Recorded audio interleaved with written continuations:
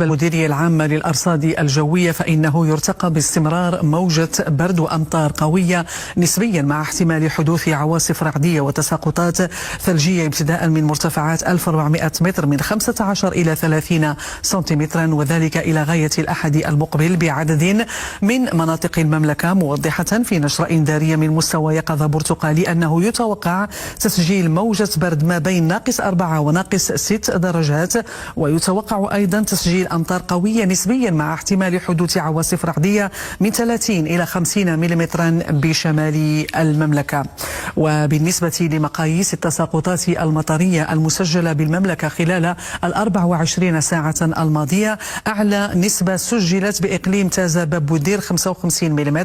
بعدها 22 ملم سجلت بإفران، 20 ملم بسالة، 19 بأوكيمدن، 13 بتازة، مكناس والماس والقنيطرة، 11 ملم، 10 ملم بفاس، أقل نسبة مليمتر واحد وسجلت بطنجة الميناء.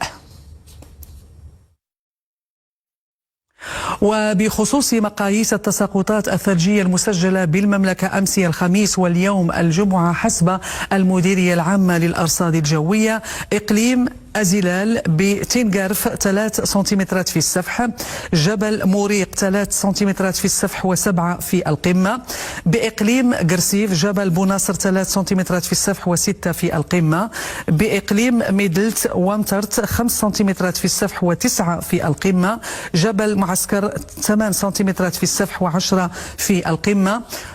تغديوين 6 في السفح 35 في القمة، زاوية سيدي حمزة 5 سنتيمترات في السفح و10 في القمة،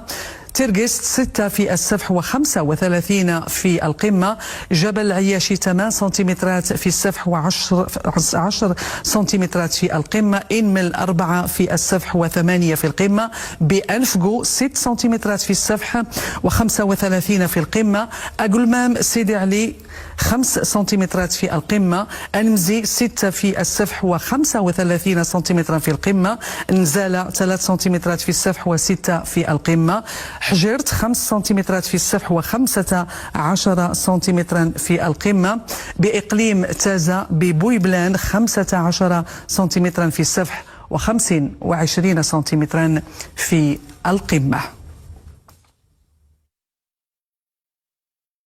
ومن جراء سوء الأحوال الجوية الناجمة عن العاصفة ريجينا، أعلنت اليوم سلطات ميناء خليج الجزيرة الخضراء تعليق الرحلات البحرية بين مينائي طريفة بقادس وطنجة.